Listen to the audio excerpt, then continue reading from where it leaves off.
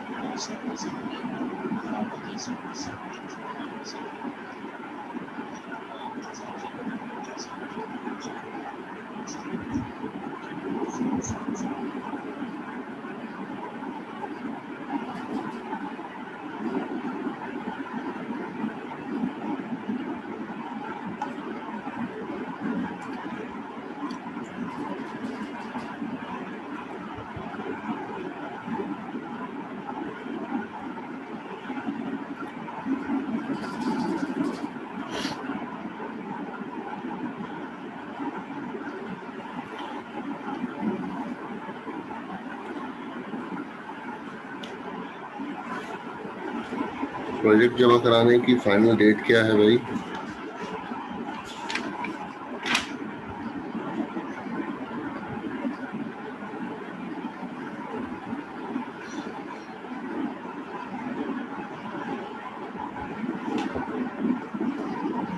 किसी को भी नहीं मालूम?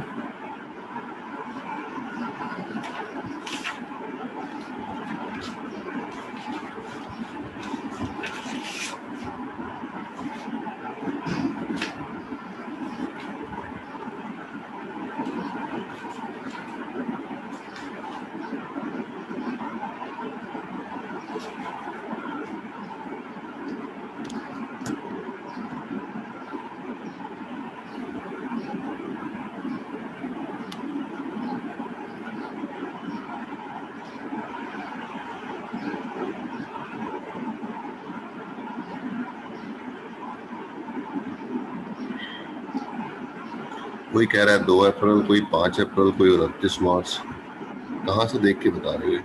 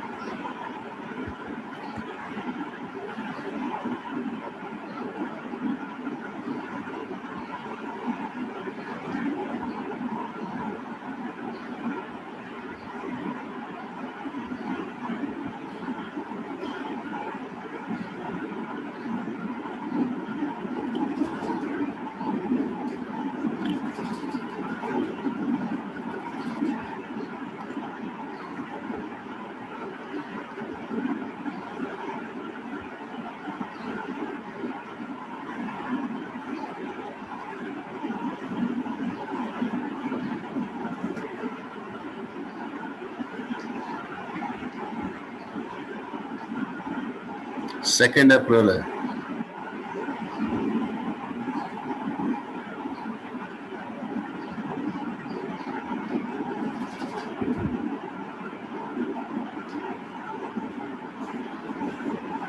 सेकेंड अप्रैल तो अगले ही हफ्ते है भाई।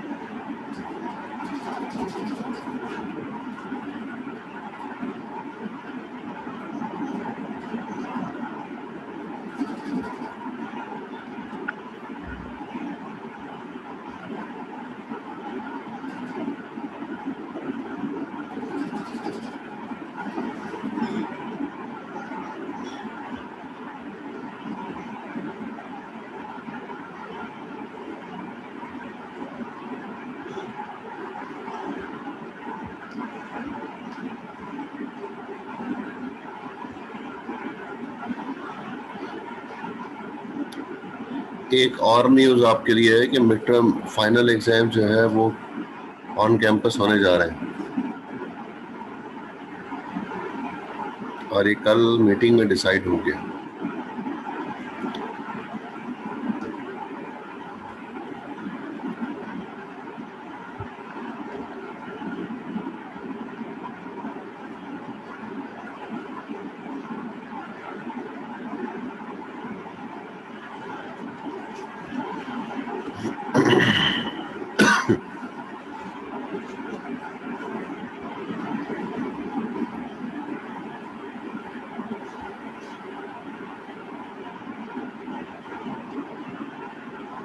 ये सुमेर 2 आईडी से क्यों लॉगिन हो रहा है? ये एक आईडी से बोलो उसको लॉगिन,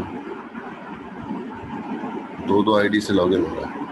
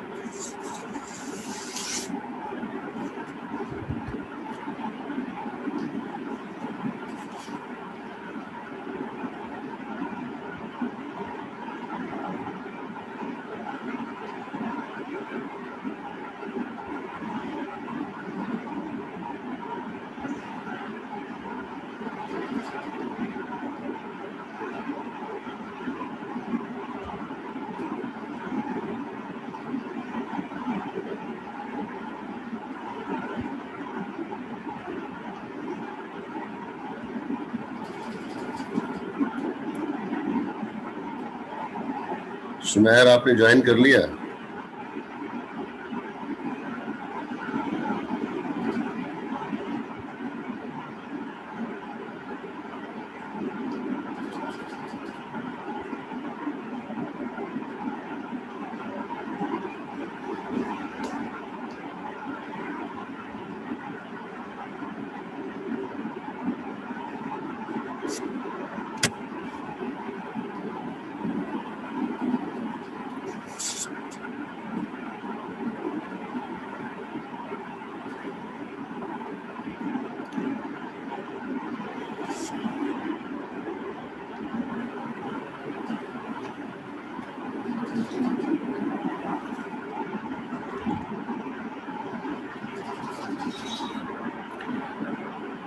लैब में आप लोग क्या परफॉर्म कर रहे हैं? आखिरी लैब क्या हुई है?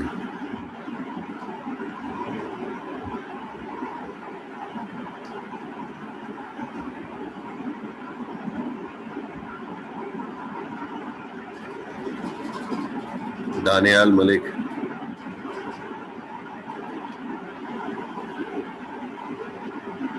VLAN sir. वीलेन, उससे पहले क्या हुआ था?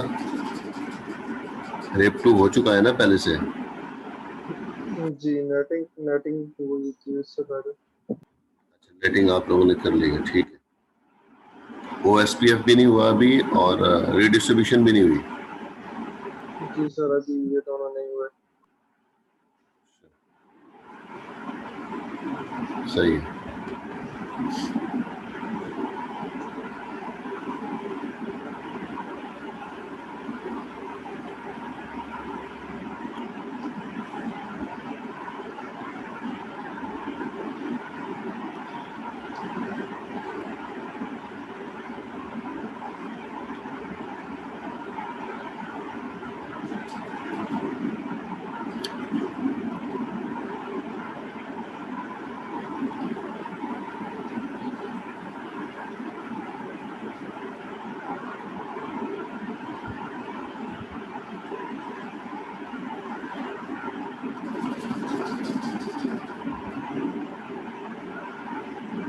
वालेकुम अस्सलाम।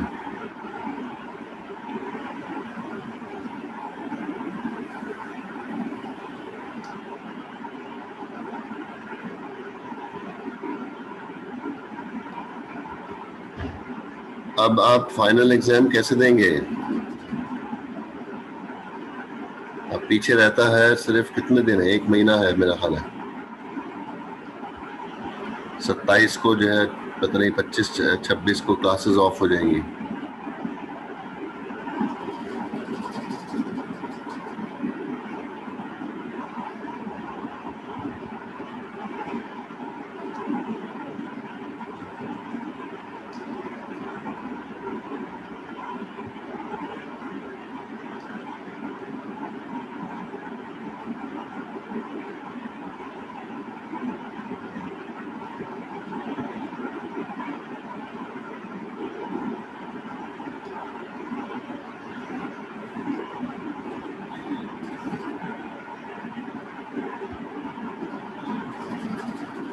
मुझे ये बताएं कि पिछले 1 साल के रिजल्ट में आपके जीपीए में इजाफा हुआ है कि जो है वो डिक्रीमेंट हुआ है?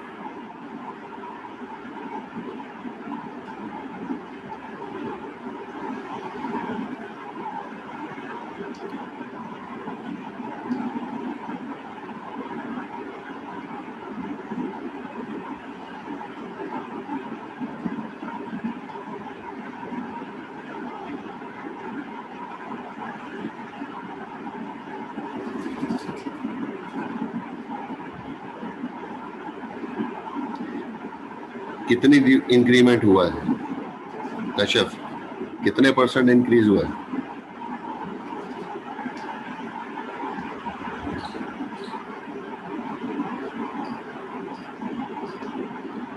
फॉल 19 तक कितना था और अब कितना है?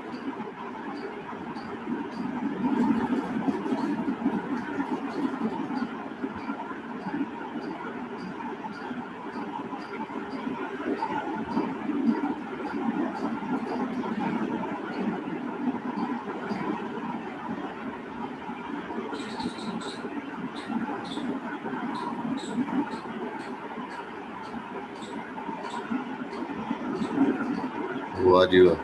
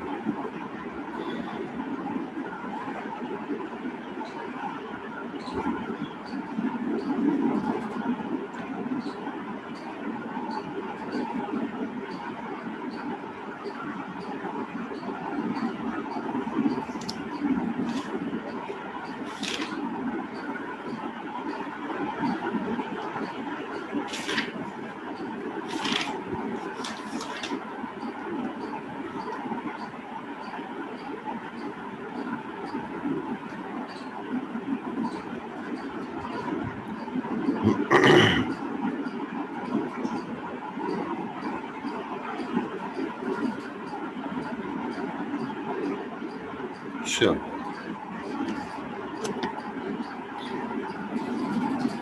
ये टॉपिक हमने स्टार्ट कर दिया था या आज करना है टॉपिक स्टार्ट?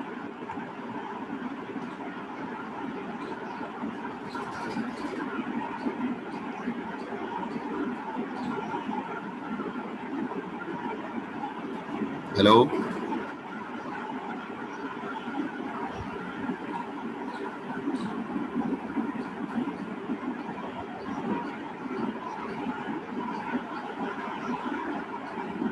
शाहजेब,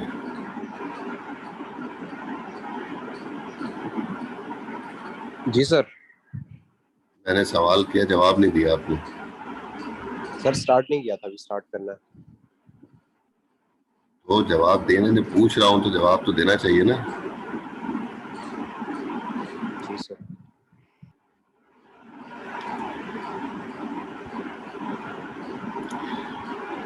अच्छा जी, कोड में तो हम देख चुके थे कि कोड में कोई डिफरेंस नहीं है, RIP2 हो या RIP1 हो। देखिए उस वक्त तो हम सिर्फ और सिर्फ राउटर RIP लिख रहे थे और नेटवर्क की कमांड मेंशन कर रहे थे। उसमें कहीं पर ये नहीं हम बता रहे थे कि वर्जन कौन सा कॉन्फ़िगर करना है।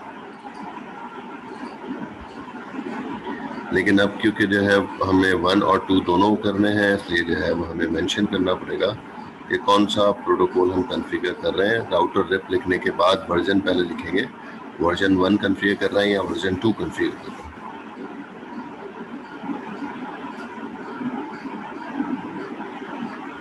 और फिर उसके बाद जो डायरेक्टली कनेक्टेड नेटवर्क्स हैं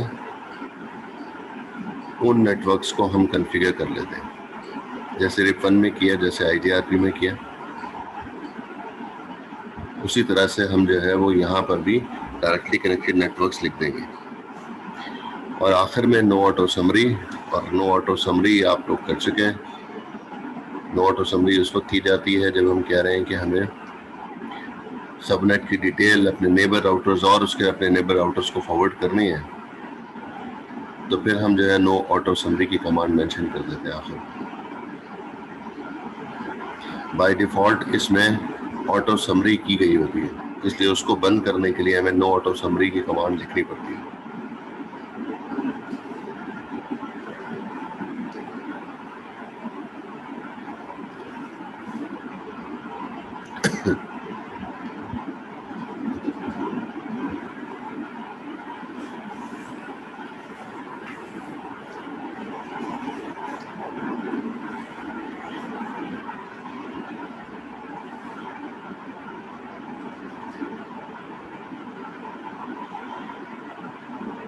फिर हमने जो है वो RIP1 जब डिस्कस किया था, तो RIP1 का डिसएडवांटेज क्या था, कोई बता सकता है मुझे?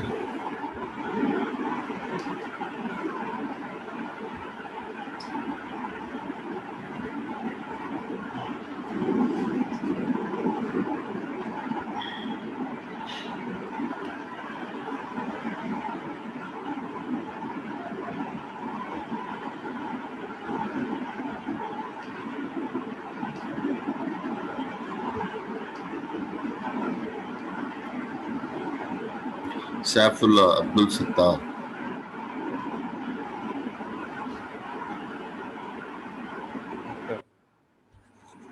भाई जब मैं सवाल पूछ रहा हूँ आप लोगों से, तो आप लोग जो है वो चैट पे रिप्लाई क्यों नहीं कर रहे हैं? सर वो आता नहीं है। आता नहीं है तो फिर मेंशन कर दें कि नहीं मालूम। जी सर। ये मैं सबसे कह रहा हूँ, सिर्फ आपसे नहीं कह रहा। जी जी। मैं सबसे पूछ रहा हूँ कि भाई जब सवाल किया है तो सवाल का जवाब दें।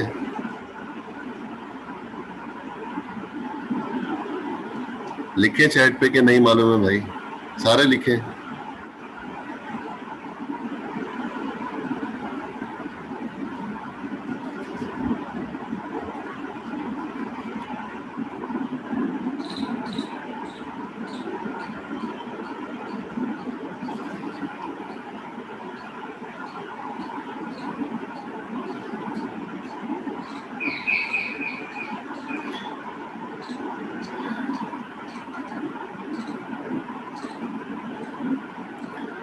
हमने डिस्कस किया था कि RIP1 क्योंकि क्लासफुल राउटिंग प्रोटोकॉल है, इस वजह से उसमें डिसकंटिन्यूअस सबनेट्स का प्रॉब्लम आता है, और उसकी हमने केस स्टडी भी डिस्कस की थी, और उसके बाद उसको ट्रबल शूट भी किया था कि हम किस तरह से उसको जो है वो उस पर जो है कुछ चेंजेस करके उसको वर्केबल बना सकते हैं। तो हमने सेकेंडरी एड्रेसेस असाइन करके उसको वर्केबल फॉर्म में लेके आए थे,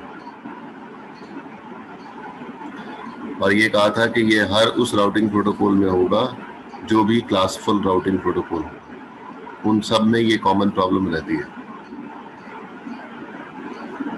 RIP2 जो डिस्कस करने जा रहे हैं, RIP2 क्योंकि ये क्लासलेस राउटिंग प्रोटोकॉल है, इस वजह से इसमें डिसकंटिन्यूअस प्रॉब्लम नहीं आती कभी भी, क्योंकि ये बिट बाय बिट एक एक बिट को चेक कर रहा होता है। और ये हमने डिस्कस किया था क्योंकि ये डेटा पैकेट के साथ उस जो IP भेज रहे होते हैं, उस IP के साथ साथ उसका मास्क भी अटैच करके भेजते हैं। तो जो router logical and operation perform करता है, वो उस IP को उसके मास्क के साथ एंड करके फाइंड आउट कर रहा होता है। अब IP चाहे क्लास A की है, और मास्क कुछ भी हो सकता है, मास्क 30 बिट का भी हो सकता है, मास्क 28 बिट का भी हो सकता है, मास्क 16 बिट का भी हो सकता है, मास्क जो है वो 9 बिट का भी हो सकता है, और मे बी 8 बिट का भी हो सकता है। तो जो मास्क अटैच होगा उसके साथ एंड करके वो नेटवर्क एड्रेस फाइंड कर लेगा। तो जब वो बिट बाय बिट जो है वो वेरीफाई करता है एक नेटवर्क को, और वो सब नेटवर्क एड्रेस होता है, और सब नेटवर्क एड्रेस हमने कहा था कि किसी एक ही जगह पर कॉन्फ़िगर होता है। इस वजह से राउटर को कभी भी कंफ्यूजन नहीं होती कि ये सब नेटवर्क किस जगह पर कॉन्फ़िगर है।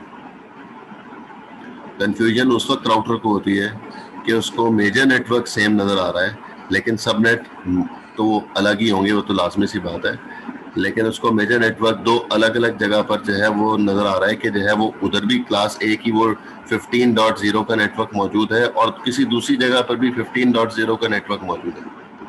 जब दो जगह पर जो है वो उसको नज़र आ रहा होता है तो फिर राउटर कंफ्यूज होता है कि उसको डेटा पैकेट को भेजे किस तरफ। तो इस वजह से ये डिसकंटिन्यूअस प्रॉब्लम RIP2 में नहीं रहती है। जो फीचर्स ऐड किए गए हैं RIP2 में वो सबसे पहले जो है वही इम्पॉर्टेंट फीचर है, subnet mask carried with each route entry. तो जो भी डेटा पैकेट जाएगा तो प्रोटोकॉल एल्गोरिथम उसके साथ खुद ब खुद उसका मास्क अटैच करके भेज रहा हो। हमें नहीं लिखना मास्क, हम जब प्रोटोकॉल कॉन्फ़िगर कर रहे होंगे हमें नहीं लिखना, हमें उसी तरह से आईपीज असाइन करनी है जैसे हम नॉर्मल आईपीज असाइन करते हैं।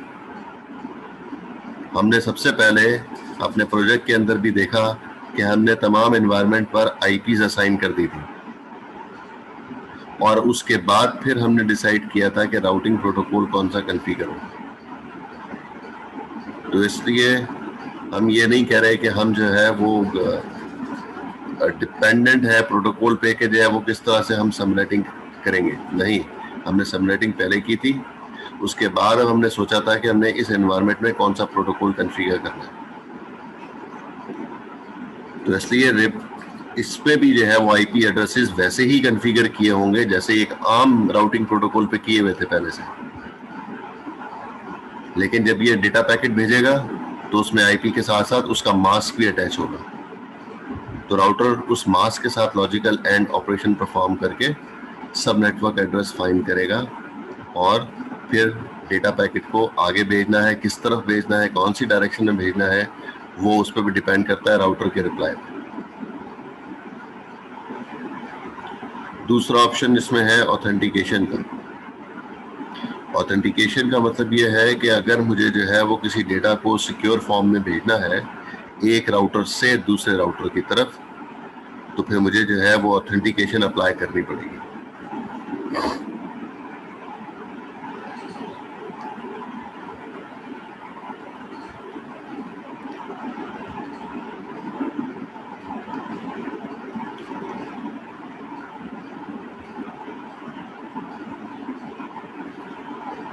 अगर ये राउटर हम सिलेक्ट करते हैं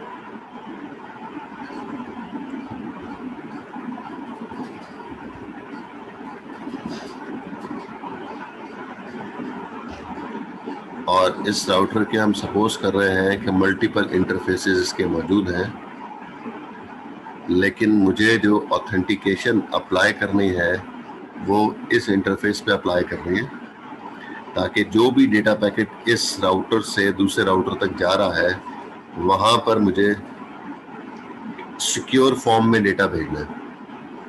क्योंकि इम्पोर्टेंट डेटा है या फिर मुझे इधर सिक्योरिटी इनेबल करने की ज़रूरत पड़ रही है, तो फिर यहाँ पर हम ऑथेंटिकेशन अप्लाई करेंगे। और वो ऑथेंटिकेशन दो तरह से हम इसमें कर सकते हैं। नंबर 1, हम जो डेटा पैकेट भेजें उसके ऊपर एक पासवर्ड लगा दें,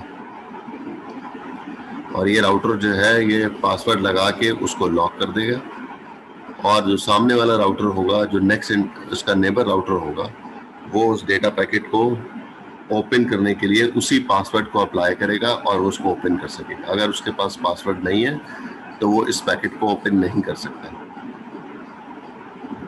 तो इसलिए अगर हम सपोज कर रहे हैं कि हम लेफ्ट साइड पर राउटर से डेटा पैकेट को भेज दें पासवर्ड लगा के, और दूसरे राउटर के ऊपर हमने ऑथेंटिकेशन अप्लाई नहीं की है, तो वो पैकेट को ओपन करने के काबिल नहीं होगा। उसको मालूम ही नहीं है कि पासवर्ड क्या है, इसलिए वो जो नेबर राउटर होगा वो पैकेट को खोल नहीं पाएगा। तो इसलिए इन दोनों राउटर, अगर मुझे इन दोनों के दरमियान में ऑथेंटिकेशन अप्लाई करनी है तो मुझे इन दोनों राउटर पर ऑथेंटिकेशन अप्लाई करने के लिए सेम मेथड अप्लाई करना पड़ेगा। तो मैंने जो है प्लेन टेक्स्ट के ऊपर पासवर्ड लगा दिया दोनों राउटर पर। तो अब ये लॉक करेगा राउटर और राइट साइड वाला राउटर जो है उसको अनलॉक करेगा। पासवर्ड दोनों के पास सेम मौजूद होगा तो वो उसको अनलॉक कर सकेगा, नंबर 1। नंबर 2, ऑथेंटिकेशन जो है वो हम करेंगे इनक्रिप्शन। इसमें क्रिप्टोग्राफी इसको कहते हैं। अब हम प्लेन टेक्स्ट नहीं भेज रहे, अब हम जो है वो उसको साइफर फॉर्मेट में कन्वर्ट करके भेज रहे हैं। तो राउटर जो है वो उसको कन्वर्ट करेगा साइफर फॉर्मेट में, मीन इनक्रिप्शन करेंगे उस पर, और इनक्रिप्शन करने के बाद जो है वो नेबर राउटर जो है वो उसको डिक्रिप्ट करेगा उस सूरत में अगर उस पर भी जो है वो क्रिप्टोग्राफी अप्लाई की हुई है, ऑथेंटिकेशन इस पर अप्लाई की है। तो फिर ये उस डेटा को लेगा और उसको जो है दोबारा उसी फॉर्म में लाएगा प्लेन टेक्स्ट के ऊपर और फिर रिसीव कर पाएगा। तो इसमें जो क्रिप्टोग्राफी टेक्निक अप्लाई होती है उसको हम कहते हैं MD5, मैसेज डाइजेस्ट वर्जन 5। तो MD5 मेथड जो अप्लाई करेंगे दोनों राउटर के ऊपर, तो एक राउटर जो है वो दूसरे को ऑलरेडी जो की है वो शेयर कर चुका होगा, इसलिए ये इनक्रिप्ट करेगा तो वो डिक्रिप्ट करेगा। अगर वो इनक्रिप्ट राइट साइड वाला राउटर इनक्रिप्ट करेगा तो लेफ्ट साइड वाला राउटर जो है उसको डिक्रिप्ट करेगा। तो MD5 में जो एल्गोरिथम काम कर रहा होता है वो हैश एल्गोरिथम है। अगर किसी ने क्रिप्टोग्राफी का कोर्स पढ़ा हुआ है या पढ़ रहा है तो उसमें ये हैश एल्गोरिथम पढ़ चुका होगा। इसको कहते हैं, ये इरिवर्सिबल प्रोसेस है हैश एल्गोरिथम। तो हम जो है वो यहाँ पर ही रहते हैं MD5 पे।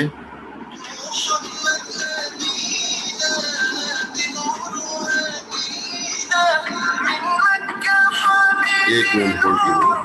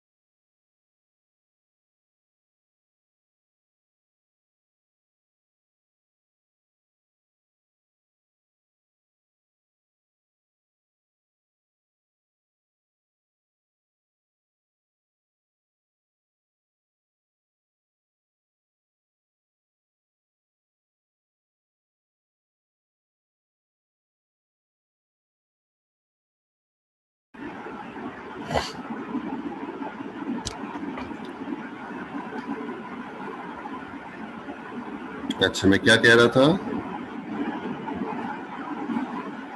MD5 encryption.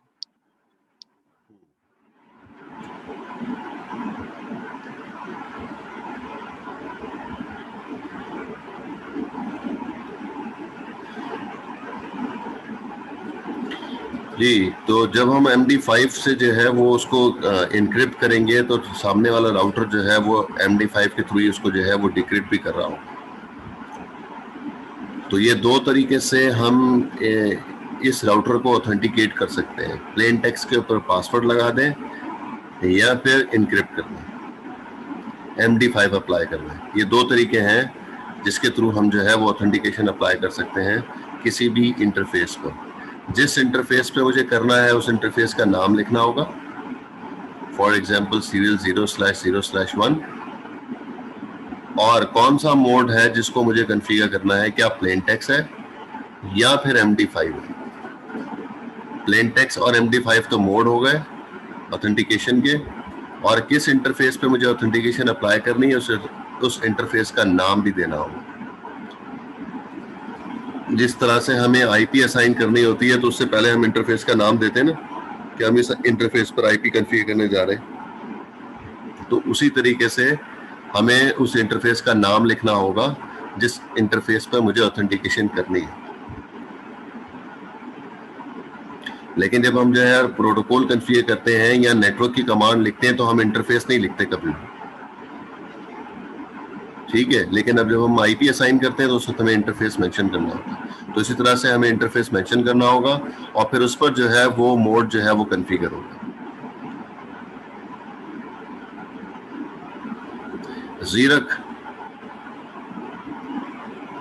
जीरक मेरी आवाज आ रही है?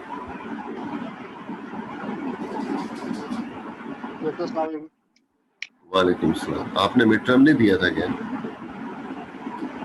सर मैंने दिया था सर। पता नहीं, आपका रिजल्ट तो नहीं आया मेरे पास। सर वो आपको मैसेज किया था ना सर मैंने व्हाट्सएप पे सर। जी सर आपको सर मैंने मैसेज किया था सर मिड टर्म वाले दिन व्हाट्सएप पे। मेरा जो है वो सर जो एलएमएस का था इशू, आपको मैंने मैसेज पे व्हाट्सएप पे मैसेज किया था सर। फिर क्या हुआ था उसके बाद?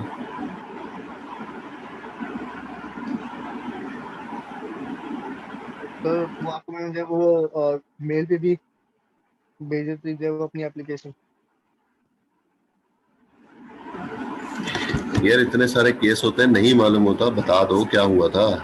पेपर एलएमएस पे अपलोड नहीं हुआ था? सर वो सर मेरा जो है वो एलएमएस ब्लॉक था क्योंकि सर वो लेट फीस की वजह से।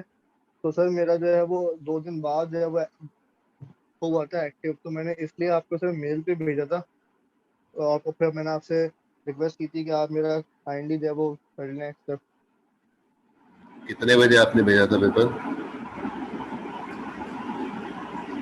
सर पेपर के टाइम के लिहाज से सर जो मतलब पेपर से जो मैक्सिमम टाइम तो उससे पहले ही मैंने आपको सेंड किया था सर। वाह जी वाह।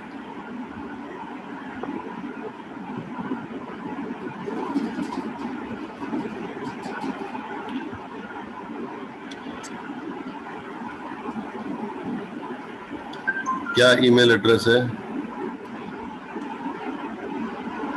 जीरक साजी सिद्दीकी है ज्वाइन योर मीटिंग। ये तो कुछ और ही आ रहा है। Routing project topology attendance sheet. किस ईमेल एड्रेस से भेजा था? सर जीजक सब्जेक्ट 77@gmail.com।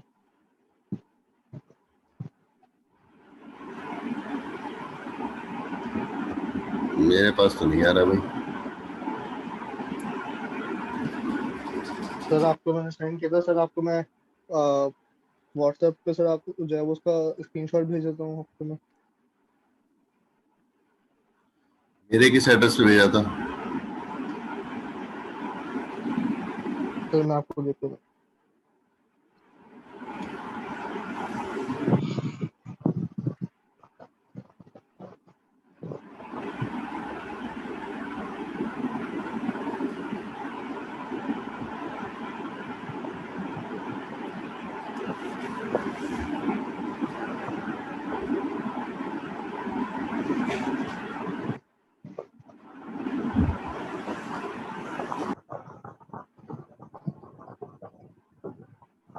ये सर्च करके रखो, फिर मुझे जो है ब्रेक में बताना, मैं ओके तेरे सर। देता रहूँ। जी सर।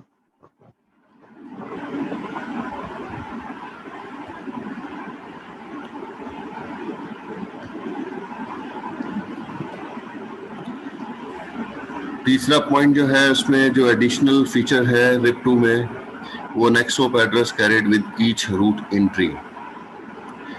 ये तीसरा पॉइंट है। जब भी जो है वो डेटा पैकेट भेजेगा तो किस नेटवर्क पे किस नेक्स्ट होप पे भेजना है वो भी एंट्री उसके अंदर मौजूद होती है। एक्सटर्नल रूट टैग है। एक्सटर्नल रूट टैग का मतलब ये है कि अब हम जिस एनवायरनमेंट में मौजूद हैं इस वक्त, अगर हम RIP में मौजूद हैं RIP2 में, तो अगर इस RIP2 से बाहर का कोई एनवायरनमेंट है, फॉर एग्जांपल OSPF है, फॉर एग्जांपल स्टैटिक है, फॉर एग्जांपल IGRP है या EIGRP है, ये तमाम एनवायरनमेंट जो है वो इससे बाहर के हैं, RIP के बाहर से हैं। तो उसकी इंफॉर्मेशन जब इस राउटर के पास मौजूद होगी तो साथ में वो ये तो लिखा होगा कि प्रोटोकॉल कौन सा है, साथ में ई भी लिखा होगा, ई का टैग भी लगा होगा। तो आप देखते हैं अक्सर कि जो है जब हम शो आईपी रूट लिखते हैं तो ऊपर काफी सारी डिटेल लिखी होती है। आर फॉर रेप है, आई फॉर आईजीआरपी है, एस फॉर स्टैटिक राउटिंग है, तो वहां पर कहीं ई भी लिखा हुआ होगा और उसको जो है वो एक्सटर्नल रूट टैग ही मेंशन कर रहा होता है। तो एक्सटर्नल रूट्स जो है उसकी डिटेल जो है फिर ई से जो है वो डिफाइन कर रहा होगा कि ये रिप से बाहर की इंफॉर्मेशन है, ये नेटवर्क रिप से बाहर का है, तो वहां पर अब जो है रिप 2 में ई मेंशन कर रहा होगा। और फिर आखिरी है मल्टीकास्ट रूट अपडेट्स।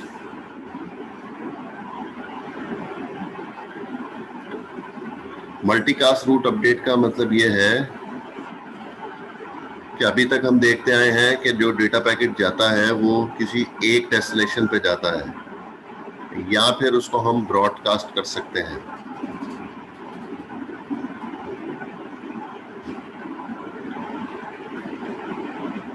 लेकिन अब हम जो है वो रिप 2 में आके ही कह रहे हैं कि अब हम जो है मल्टीकास्टिंग की भी बात कर सकते हैं। मल्टीकास्टिंग क्या है? स्पेसिफिक ग्रुप को रिप्रेजेंट करता है। आईपी का एक ग्रुप ऐसा भी है जो मल्टीकास्ट को सपोर्ट करता है। वो कौन सा ग्रुप है